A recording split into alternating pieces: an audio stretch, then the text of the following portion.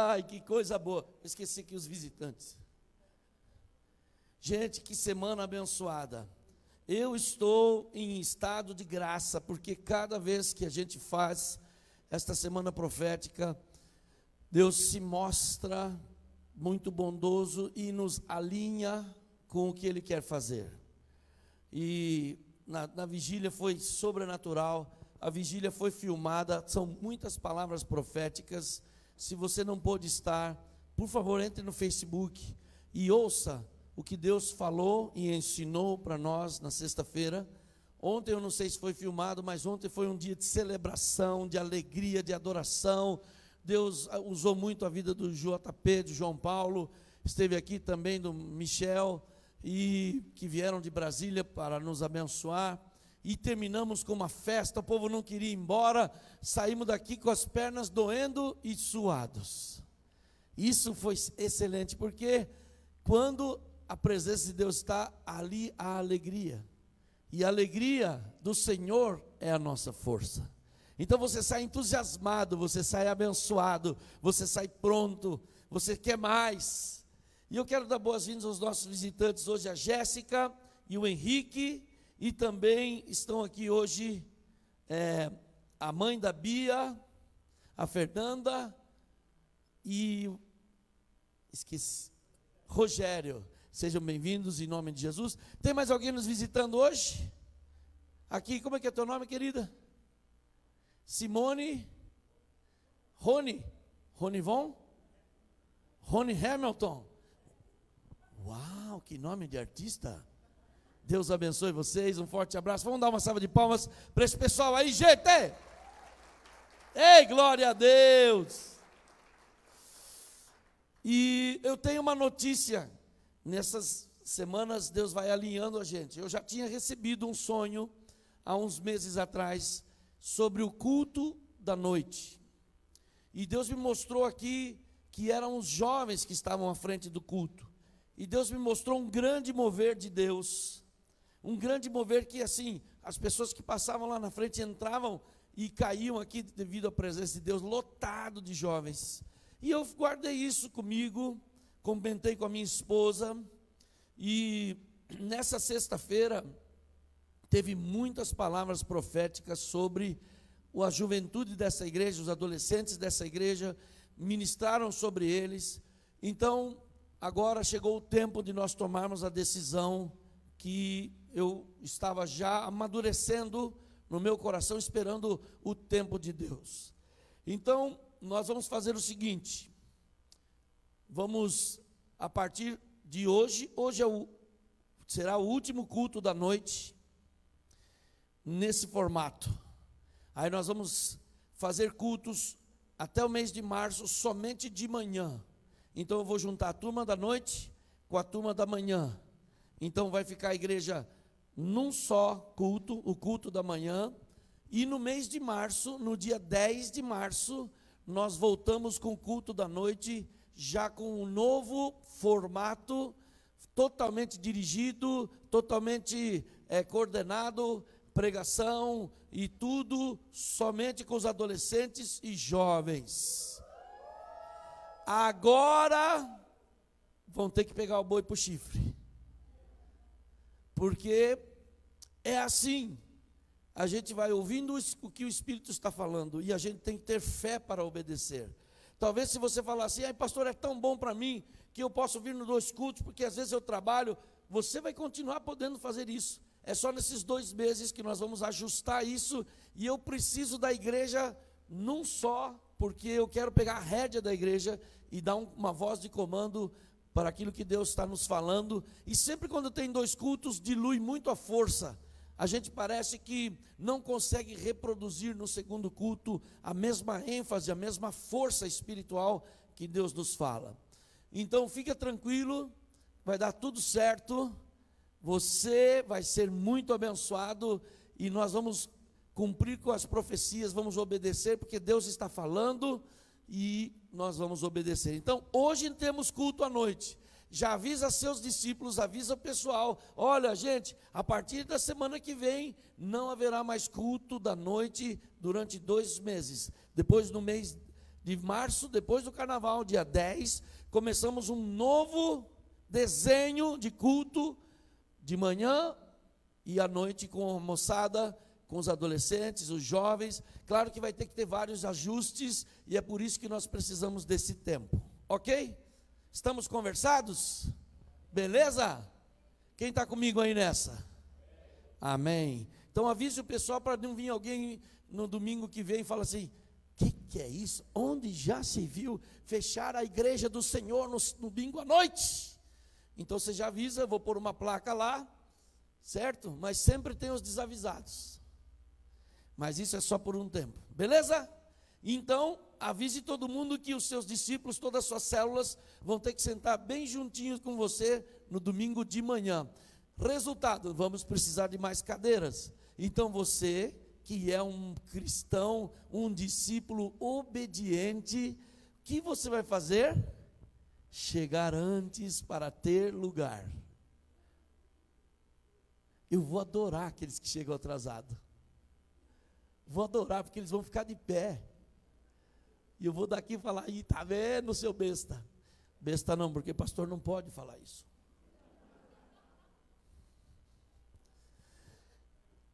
Como nós estamos numa semana profética, hoje eu quero pregar sobre o ministério profético. Vamos abrir a palavra do Senhor em 1 Coríntios capítulo 14. Eu vou tirar isso aqui porque eu sei que eu vou me enroscar nisso já já. 1 Coríntios capítulo 14, do versículo 1 ao 5 e versículo 12. Eu quero que você acompanhe comigo. E muitas vezes a gente está falando sobre a parte profética, sobre profecias, como a gente ouve, e às vezes você não sabe direito de onde vem isso, qual a base bíblica para isso, como funciona direito, e fica meio perdido. Então eu gostaria de dar um pouco de fundamento. Hoje eu quero dar fundamento bíblico para o ministério profecia e profético. Vamos ler juntos? Olha que lindo, ministério profético. Vamos dar uma salva de palmas para o pessoal do vídeo aí, que são os caras que deixam a gente mais bonito.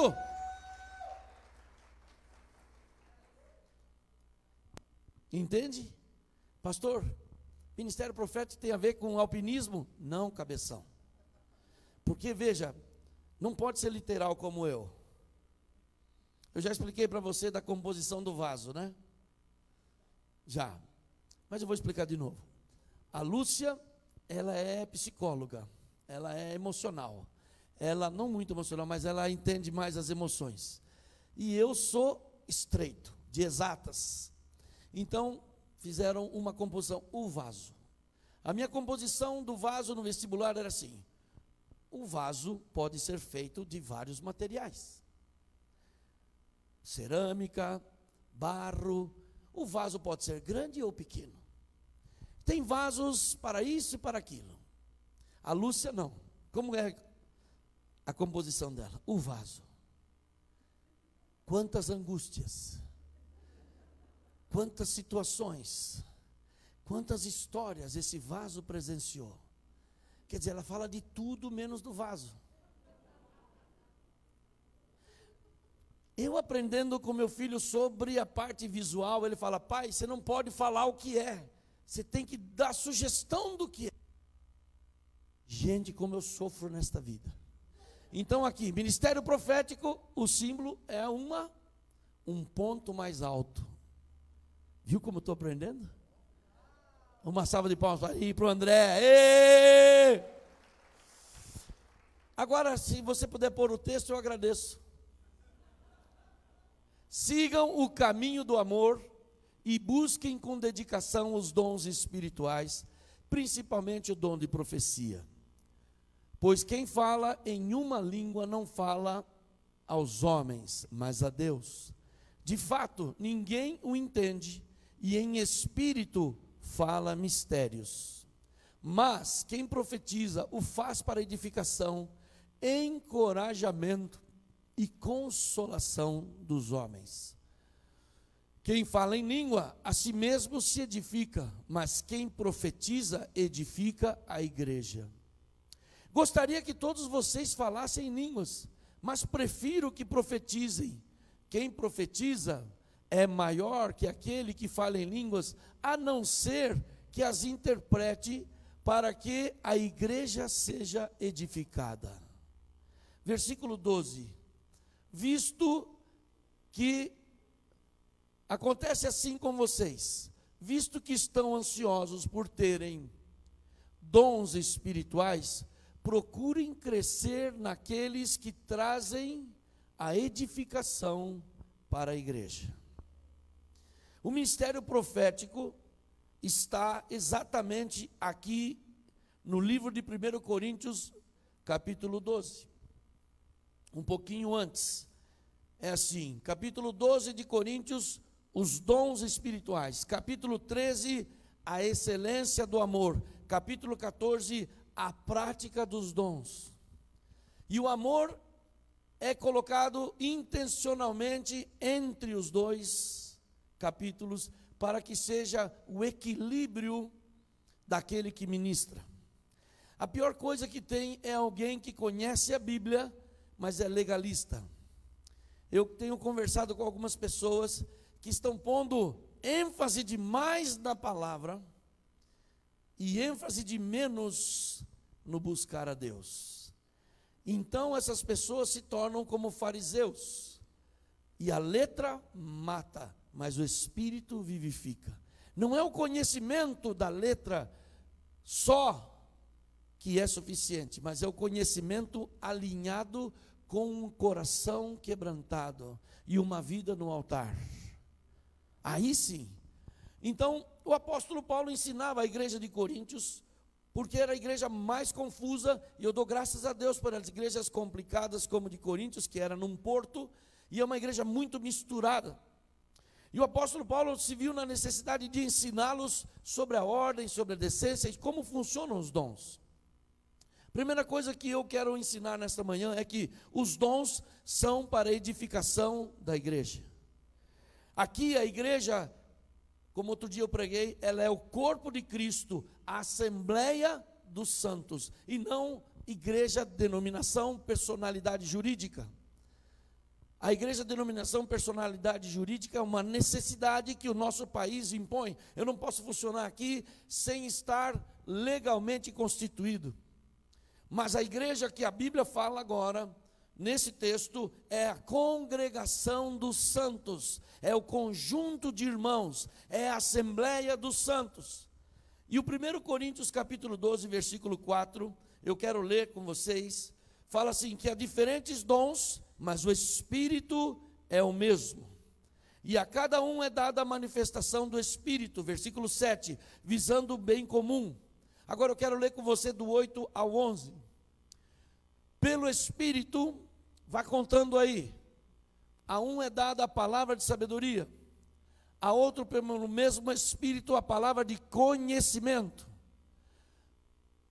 a outro a fé, pelo mesmo Espírito, a outro dons de curar, pelo único Espírito, a outro poder para operar milagres, a outro profecia, a outro discernimento de espíritos, a outro variedade de línguas e ainda a interpretação das línguas. São 9 dons.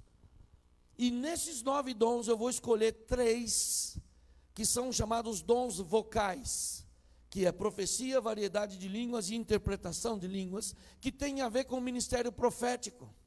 Por isso que nessa semana profética eu quero pôr fundamento para que você esteja bem ancorado na palavra e sabendo que aquilo que acontece aqui foi previsto, está previsto como manifestação da parte de Deus.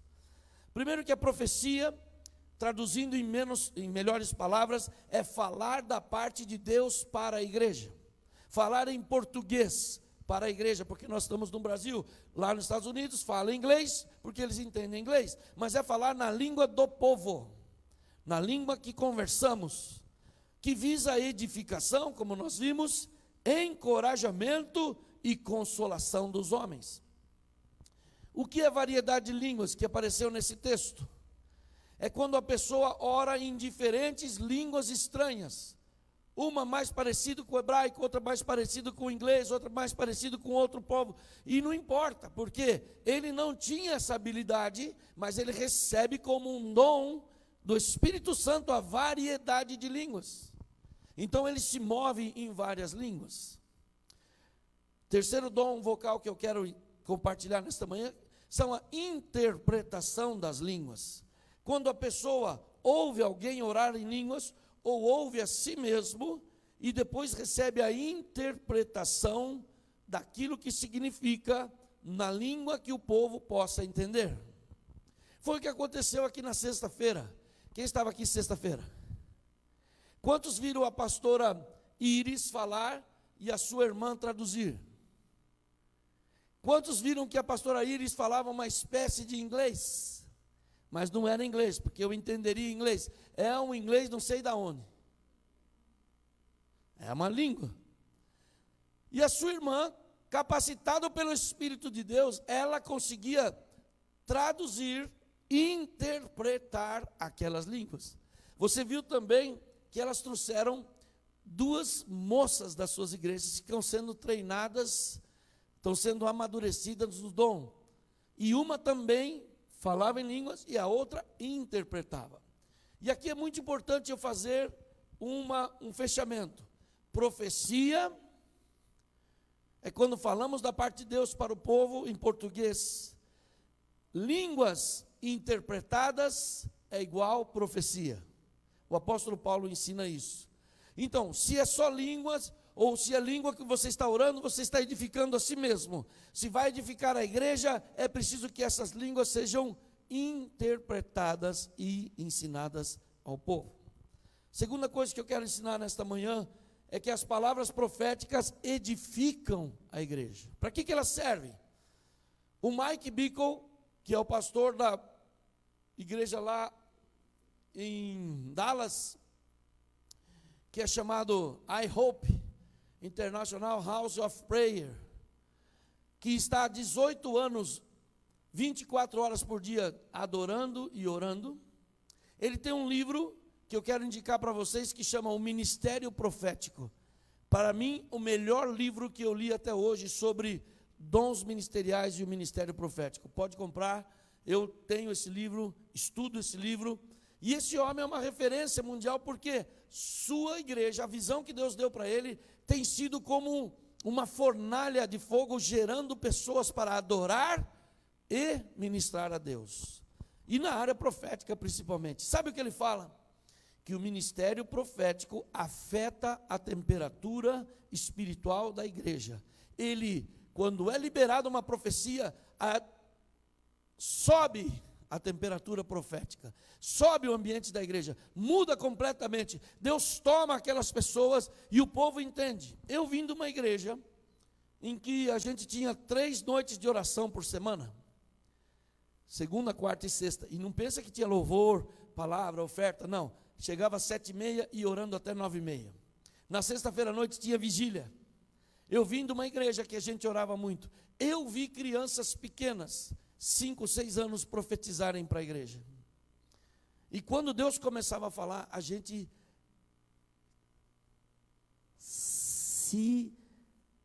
ficava de um jeito de reverência, porque sabíamos que era Deus, e não tinha livro nenhum. Isso foi 1970 e pouco. Quantos não eram nascidos nessa época? Ai, Jesus, estou ficando velho, tenho uma leve impressão.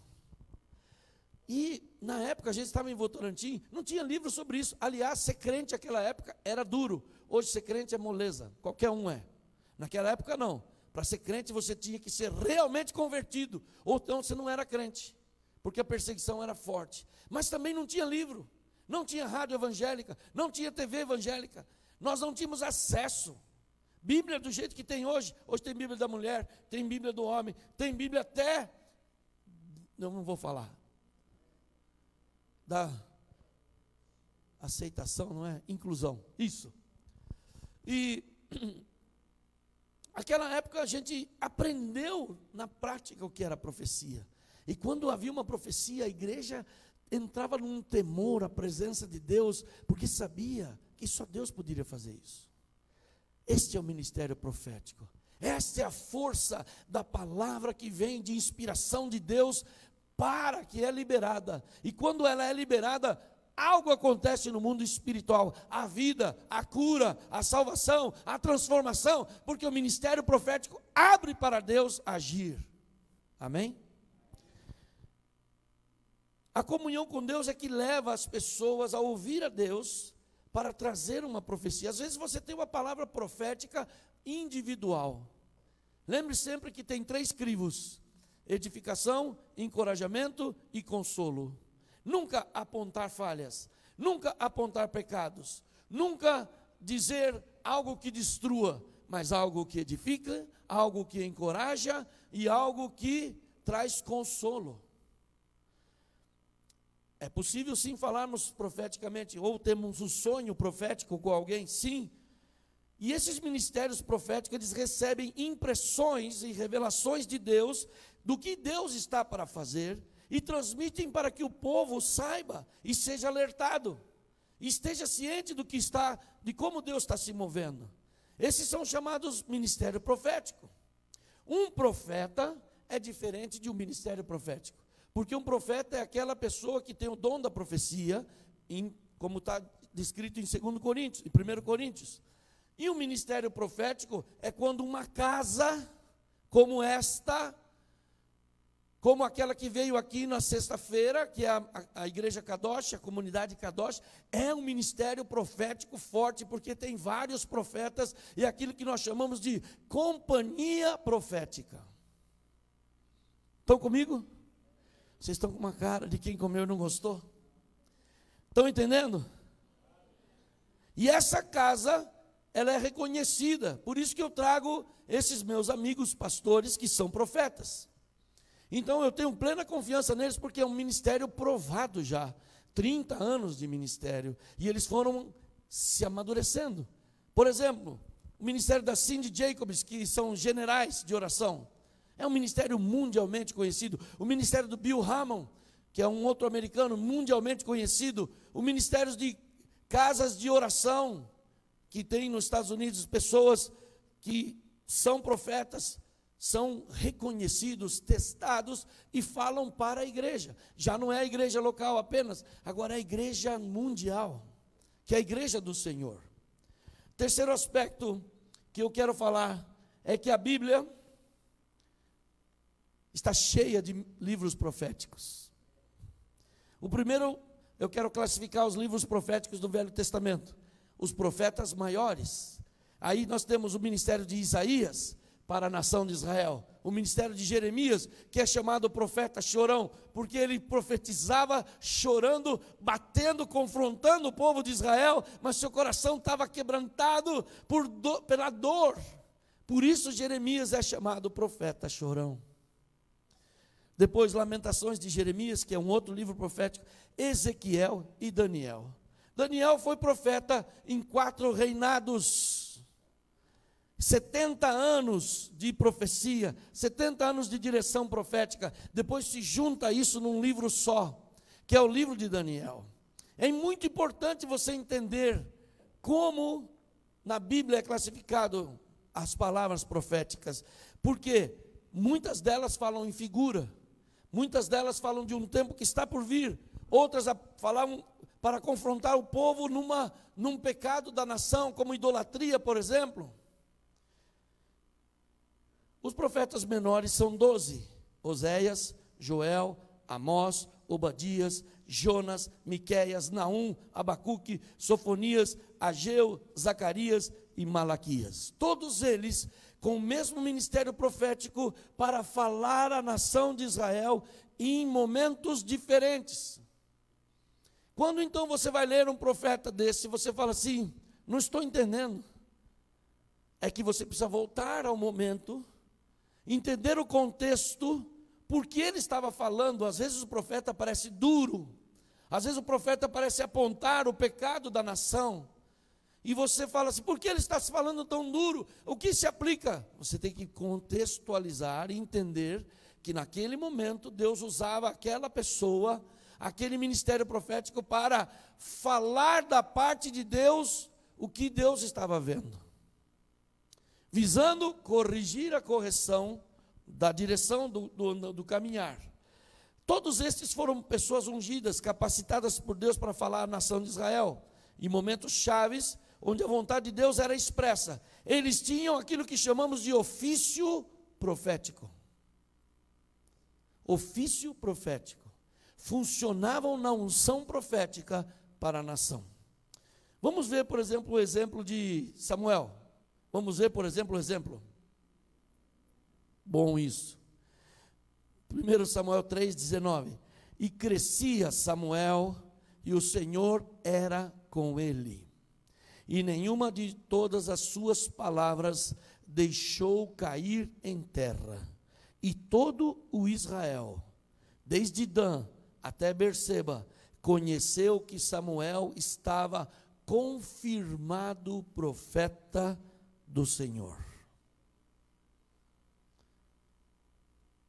Lembra que Samuel foi o primeiro juiz profeta. E ele foi levantado num momento de crise, onde os sacerdotes estavam em pecados, Eli e os seus filhos, Ofni e Finéias. E Deus, através de Ana, levanta um menino, e ele cresce na casa do Senhor. E aí, ele é levantado profeta, para falar à nação. Nenhuma das profecias deixou de ser cumprida. Que coisa, irmãos. Que intimidade essas pessoas precisam ter com Deus.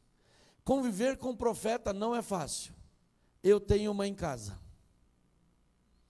Os profetas, guardando aqui a proporção da palavra, são muito, entre aspas, sensitivos. E são fáceis de desagradar.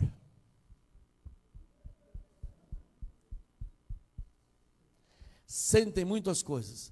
Quando estão indignados da parte de Deus, estão indignados, sai de perto.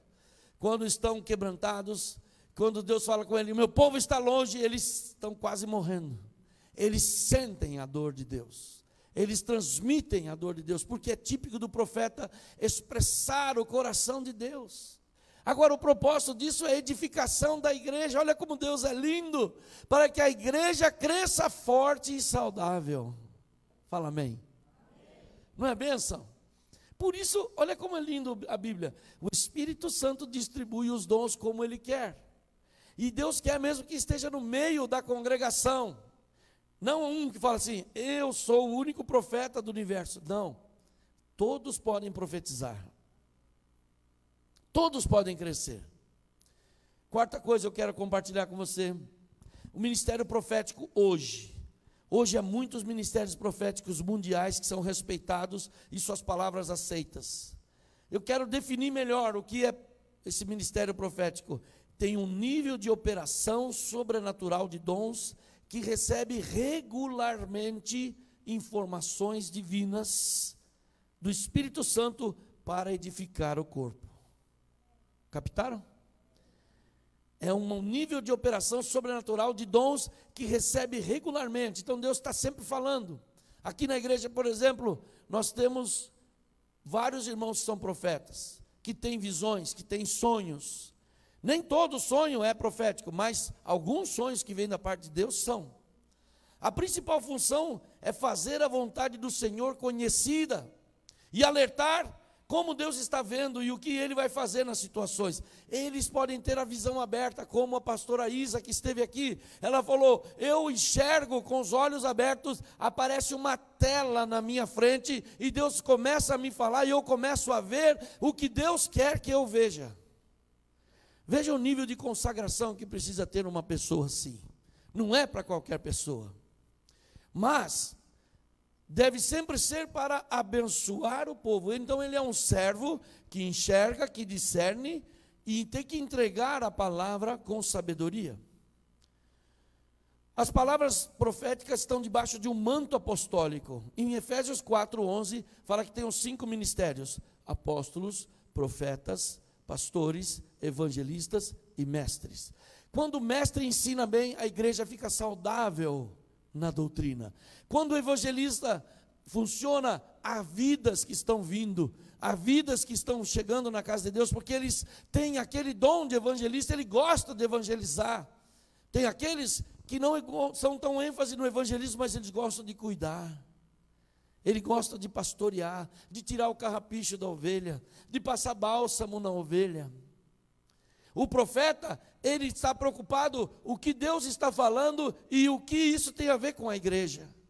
Como ele traduz o que Deus está falando. E o apóstolo é aquele que funciona nos 5 ministérios ou nos outros 4 ministérios. Ele pode tanto ensinar, como ele pode profetizar, como ele pode evangelizar, como ele pode pastorear. E é ele que enxerga as coisas e põe as peças no devido lugar. Quando eu fui ungido apóstolo em 2008, eu tinha rejeitado o chamado apostólico 3 anos. Porque a primeira vez que eu fui ungido, reconhecido apóstolo, foi em 2005. E eu falei assim, eu não quero saber desse negócio de apóstolo, porque está cheio de apóstolo por aí, eles não são de nada. Eu não quero um título. Mas sabe que os anos foram passando. Naquela época, minha mulher estava numa unção apostólica, uma unção profética muito forte. Quando eu não quis o ofício apostólico, que é uma função, que é um encargo dado por Deus. O apóstolo, por exemplo, ele chega na igreja, ele vê tudo que está errado. Não sei se é bom ou se é ruim, mas eu consigo ver isso. Eu chego na igreja, eu vejo que está tudo em fora de ordem e tal. E o apóstolo ele tem a característica de levantar ministérios. Ele tem a característica de implantar a igreja. Ele tem a característica de colocar as coisas para funcionar. E a igreja, se o apóstolo não fizer nada, ele ficar quieto, já está bom. Porque a função apostólica é dar segurança para que os ministérios fluam. Quando eu não quis aceitar isso, que eu achava que era talvez uma forçação de barra, antes da hora, a Lúcia começou a parar de profetizar. O nível de profecia começou a cair na igreja, até que eu fui num evento, e Deus me pegou firme, foi no Alphaville, num evento apostólico, profético lá. Eu estava no meio lá, e Deus falou muito forte comigo, Ele falou, você está negligenciando o que eu te coloquei para fazer, por isso a tua igreja está ruim, porque você não quer ocupar o espaço de apóstolo, não tem nada a ver com, como chama isso? Patente, tem a ver com função. De fato, uma vez estava cortando o cabelo, uma mulher falou assim, alguém me chamou, ô apóstolo, ela falou, apóstolo, hein?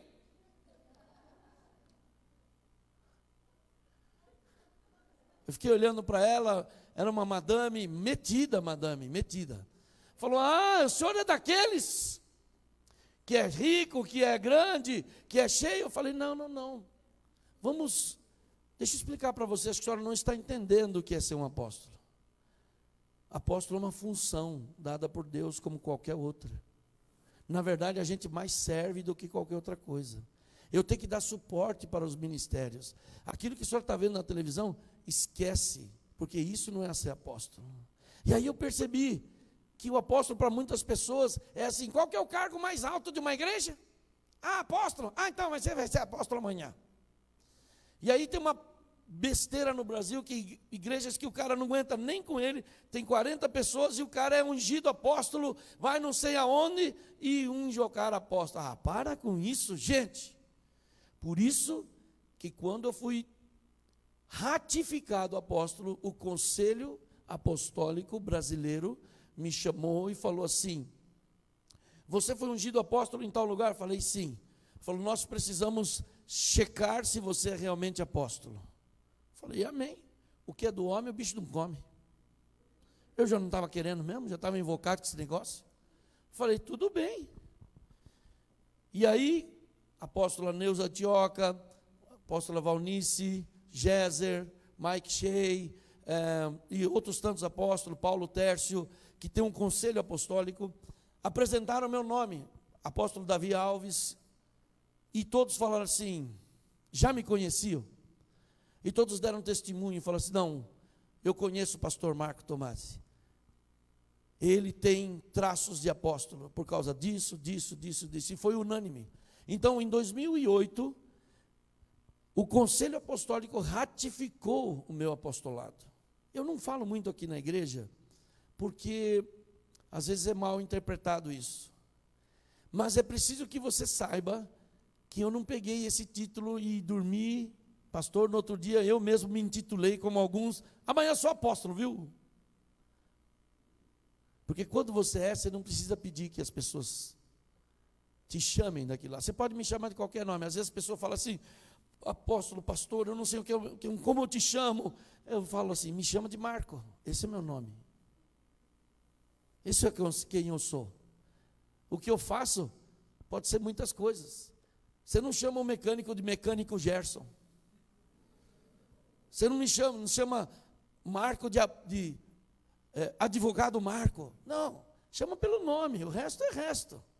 Então, tem muito misticismo e bobagem e infantilidade. Mas eu quero dizer para uma coisa, que o apóstolo ele põe ordem. E em 1 Coríntios 14, 40, fala assim, mas tudo deve ser feito com ordem e com decência. Muita gente tem medo do profético por causa dos absurdos, dos excessos e da falta de crivo no profético, onde pessoas exageram. Esta igreja que eu pastoreei, que começou lá na Quadrangular do Ipiranga, tinha uma profeta, como eu diria, exagerada. Então ela era o disque profecia. E aconteceu algumas coisas que ela deu bola fora. Vai ser menino ou menina? Ela falava menino, aí nascia menina, pum, dava na trave. Aí tinha uma irmã, esse foi o caso que eu nunca me esqueço, que ela ia trocar de sofá. E então ela ligou para a profeta, profeta, eu estou pensando em trocar de sofá. A profeta falou, beleza, muito bem. Que cor você acha que Deus quer que eu compre o meu sofá? E a profeta falou, eu penso que Deus quer que você queira amarelo, sei lá, falou qualquer cor. Aí eu vi que esta igreja foi muito abusada, que é colocada os dons com infantilidade, e isso prejudica o corpo de Cristo. Mas os dons funcionando na unção do Espírito são para edificação e saúde da igreja. Fala amém. Então não podemos rejeitar e não podemos supervalorizar. Não, o que mantém a nossa fé é a palavra.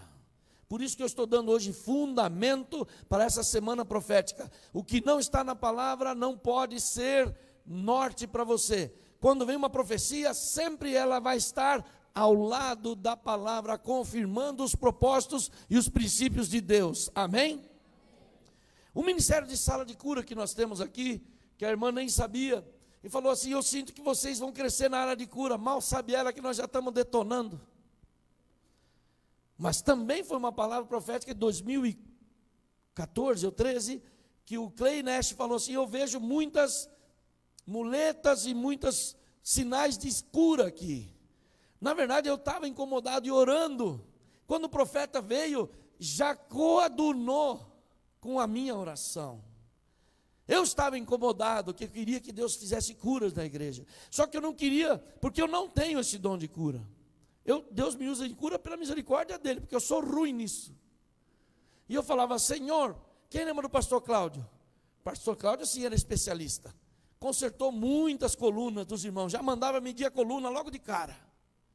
Eu não tenho esse dom, e eu falava, Senhor, eu preciso disso aqui. Aí Deus trouxe o Clay Nash. Aí o Dom Lynch falou assim, tem um ministério sério nas salas de cura. Aí passou 2 anos, eles vieram aqui, e hoje o ministério Sala de Curas é uma realidade na nossa igreja. Diga amém.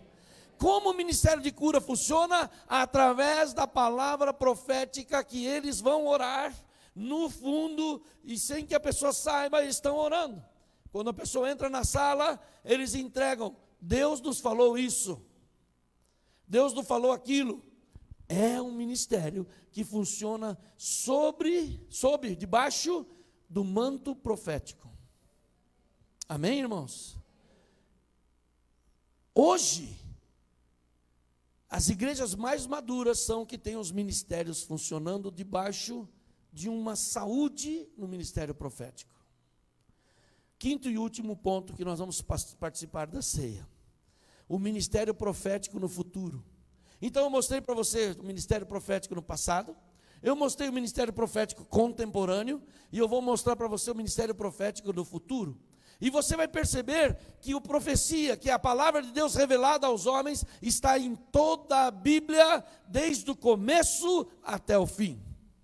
O ministério profético no futuro fala sobre o Apocalipse, que é o único livro profético no Novo Testamento. No Velho Testamento nós aprendemos que foram 17, e no Novo Testamento 1, que é o livro de Apocalipse. E esse livro de Apocalipse fala das coisas que estão por vir. Algumas coisas que já passaram, e o profético é assim, às vezes ele fala do passado, do presente e do futuro. Quando os discípulos vieram felizes com as curas, o que Jesus disse? Eu vi Satanás cair do céu. Jesus está falando do presente, do passado e do futuro. Lá atrás. Porque a eternidade não tem presente, passado e futuro. A eternidade ele vê tudo. Hoje eu estou botando minhoca na tua cabeça, né? Hã? É. Apocalipse 11:3 fala das duas testemunhas. E eu quero ler com você esse texto. E veja a força do ministério profético, que a própria palavra nos ensina, que haverão no futuro duas testemunhas. Veja esse texto. Apocalipse 11:3, por favor. Coloque aqui para mim. Darei poder às minhas testemunhas, e elas profetizarão durante 1260 dias, vestidos de pano de saco. Se você dividir 1260 dias, você vai ver que vai dar quanto? 3 anos e meio. Veja o versículo 6. Estes homens têm poder para fechar o céu, de modo que não chova. Já aconteceu isso na Bíblia? Sim ou não? Já alguém disse que não ia chover e não choveu? Quem lembra o nome? Elias. Claro. Então, o profeta, ele fala com tanta força que até o clima, até a terra obedecem. Veja. Durante muito tempo que estiverem profetizando, e tem poder para transformar água em sangue, e ferir a terra com toda sorte de pragas, quantas vezes desejarem. Olha que coisa. Então, à medida que nós formos aproximando do final dos tempos, haverá grande aumento de profecias, que vão confirmar por sinais da natureza, e que confirmarão a chegada do dia do Senhor. E o maior cumprimento de profecia será a volta do Senhor. Eu quero ler o último texto com vocês. Em 1 Tessalonicenses 4, do 14 ao 18. Eu faço questão de ler inteiro. Porque esta é uma profecia do apóstolo Paulo sobre a vinda do Senhor, que não aconteceu ainda. Amém, Eliane? Tudo bem? Está meditando.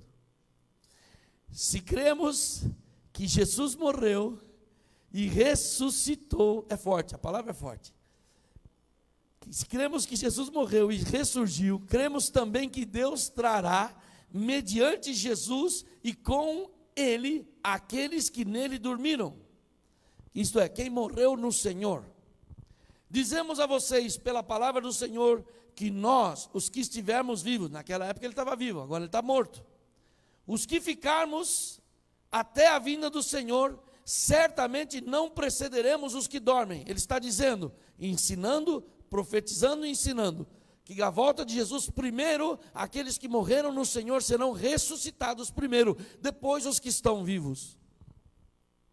Pois dada a ordem, aqui já é ensino, mas é uma palavra profética de ensino.